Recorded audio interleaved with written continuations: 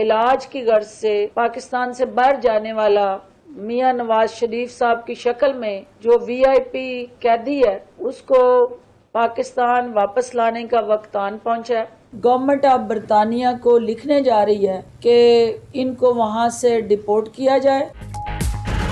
नवाज शरीफ को डिपोर्ट करो, हुकूमत का बरतानवी हुकूमत को खत लिखने का ऐलान। फिरदौस आशिक अवान का कहना है वीआईपी कैदी को पाकिस्तान लाने का वक्त आन पहुंचा है।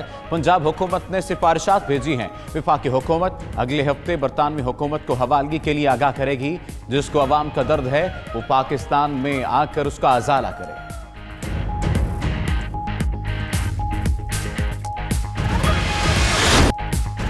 अफगान सदर का यू टर्न, अब मुआहदे की अहम शर्त मानने से इनकार कर दिया।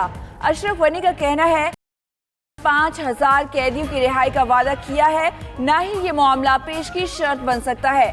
कैदियों की रिहाई का इख्तियार अफगान अवाम और हुकूमत को है। आज इमरान खान के बयानिए की जीत हुई। वफाकी वजीर हम्माद अजहर का लाहौर में खिताब। मजीद बोले कि मईशत के लिए सख्त फैसले ना करते तो आती वो बयान नहीं कर सकते। अब माली इस्तेहकाम आ रहा है। टमाटर, प्याज, आटा, चीनी अपनी असल कीमत से भी नीचे चले गए हैं। आने वाले महीनों में नए पाकिस्तान का चेहरा नजर आएगा। पेट्रोल तो कम हुआ है, ठीक है, बिल्कुल अच्छी बात है, पर अगर बाकी चीज़ों में भी रिलीफ मिले, जैसे दालें हैं, चावल है, सब्जी हैं, उनमें रिलीफ मिलना चाहिए आवाम को ना। बहुत कम हुआ है, उसके मुकाबले में ज़्यादा होना चाहिए था, जो महंगाई बहुत ज़्यादा है। पेट्रोल कम से कम मेरा ख्याल 20 से 25 रुपए सस्ता होना चाहिए था।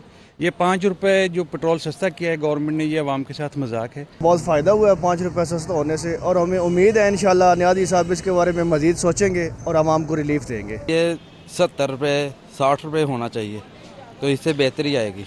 अभी भी महंगाई उतनी है जितनी पहले थी। पेट्रोलियम मसनूआत की कीमतों में कमी खुशायन, मगर पूरा रिलीफ मिलना चाहिए था। शहरियों का पेट्रोल की कीमत मजीद कम करने का मुतालिबा। हुकूमत ने पेट्रोल और हाई स्पीड डीजल 5 रुपए फी लीटर सस्ता किया। मट्टी के तेल और लाइट डीजल की कीमत में 7 रुपए कमी की गई। ज़राए के मुताबिक हुकूमत ने अवाम के हिस्से का रिलीफ टैक्सेस की मद में अपने पास रख लिया। महाना 25 अरब रुपए तक कमाई हो गई।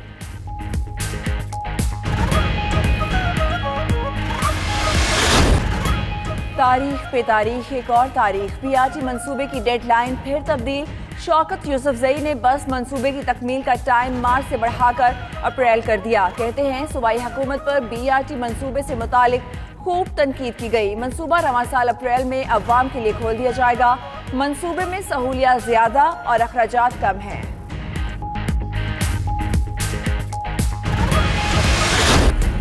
मुहय्यिद्दीन यासीन ने मलेशिया के नए वजीर आजम का हल्फ उठा लिया। तकरीब हल्फ बर्दारी मलेशिया के शाही महल में हुई। बादशाह सुल्तान अब्दुल्ला ने मुहय्यिद्दीन यासीन से हल्फ लिया। मुहय्यिद्दीन यासीन मलेशिया के 8वें वजीर आजम बन गए। महातीर मोहम्मद ने सियासी इख्तलाफात के बायस इस्तीफा दे दिया था।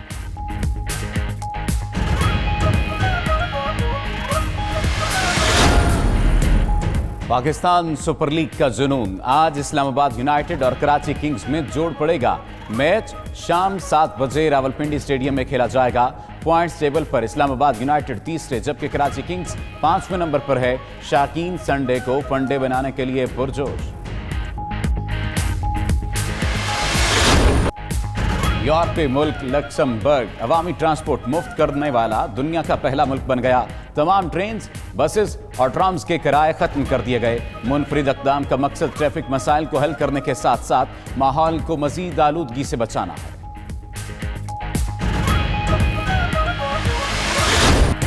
और रोशनियों के शहर कराची में अदब के सितारों की महफिल। 18वें लिटरेचर फेस्टिवल में गहमा गहमी उरूज पर सहरोजा मेला शाम को इख्तिताम पजीर हो जाएगा। आज आखिरी रोज अदब सकाफत के रंग हर सू बिखर गए। शहरियों की बड़ी तादाद ने शिरकत करके इवेंट को 4 चांद लगा दिए।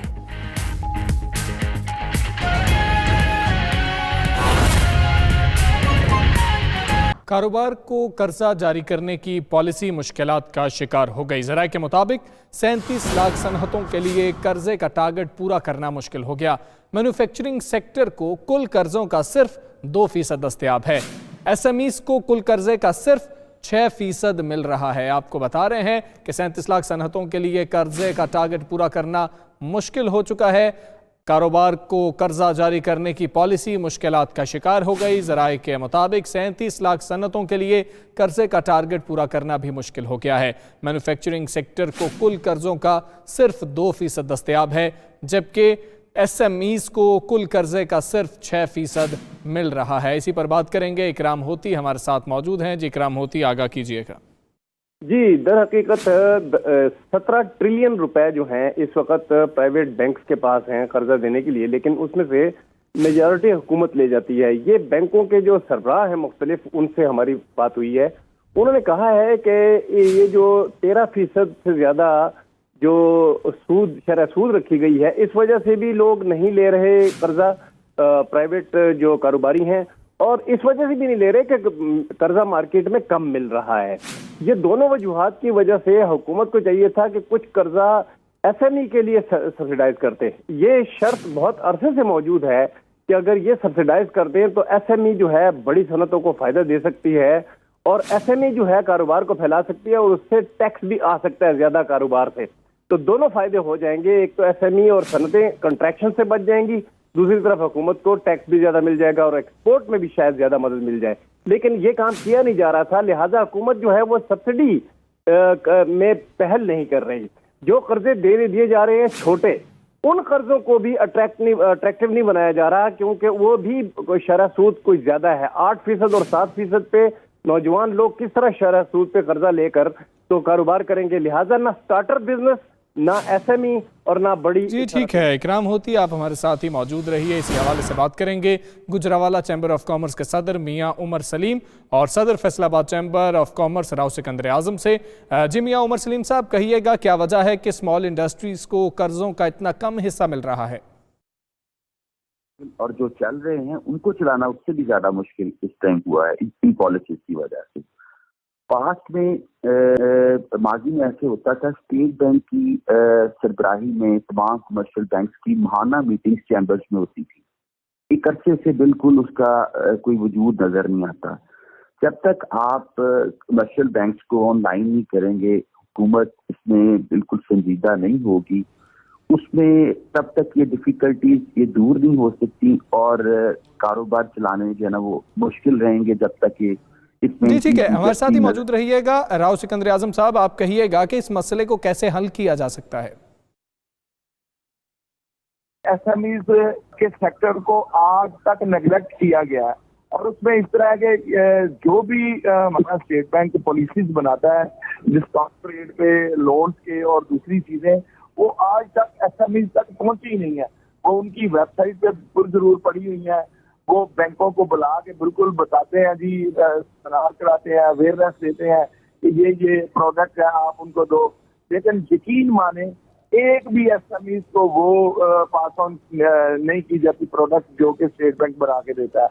और मैं समझता हूँ कि 5% एक्सपोर्टर है और बड़े कारोबार है, 95% जो है SMEs है, और 95 SMEs वो है जहाँ पे सबसे ज्यादा रोजगार जो है लोगों को फराहम किया जाता है। पाकिस्तान की प्रॉब्लम क्या है, और ये वो अलाइड इंडस्ट्रीज हैं और छोटी कॉटेज इंडस्ट्रीज हैं जो सपोर्ट करती हैं एक्सपोर्ट सेक्टर को।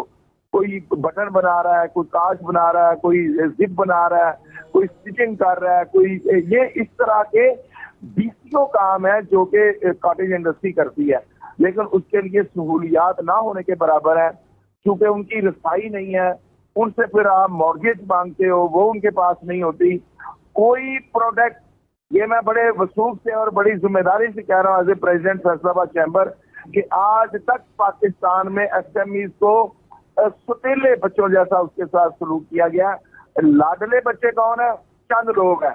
उनको आप अरबों रुपए के कर्ज भी देते हो, उनको आप 3% पे ये सारा लोन भी मिल जाते हैं। जी ठीक है, SMEs के साथ सुतीले बच्चे वाला सलूक किया गया। आप दोनों मेहमानों का बहुत शुक्रिया। इस तरह के 20 काम है जो कि कॉटेज इंडस्ट्री करती है, लेकिन उसके लिए सहूलियात ना होने के बराबर है, क्योंकि उनकी रसाई नहीं है। उनसे फिर आप मॉर्गेज मांगते हो, वो उनके पास नहीं होती। कोई प्रोडक्ट, ये मैं बड़े वसूख से और बड़ी जिम्मेदारी से कह रहा हूँ as a president Faisalabad chamber, कि आज तक पाकिस्तान में SMEs को सुतीले बच्चों जैसा उसके साथ सलूक किया गया। लाडले बच्चे कौन है? चंद लोग हैं, उनको आप अरबों रुपए के कर्ज भी देते हो, उनको आप 3% पे ये सारा लोन भी मिल जाते हैं। जी ठीक है, एसएमईज के साथ सौतेले बच्चे वाला सलूक किया गया। आप दोनों मेहमानों का बहुत शुक्रिया।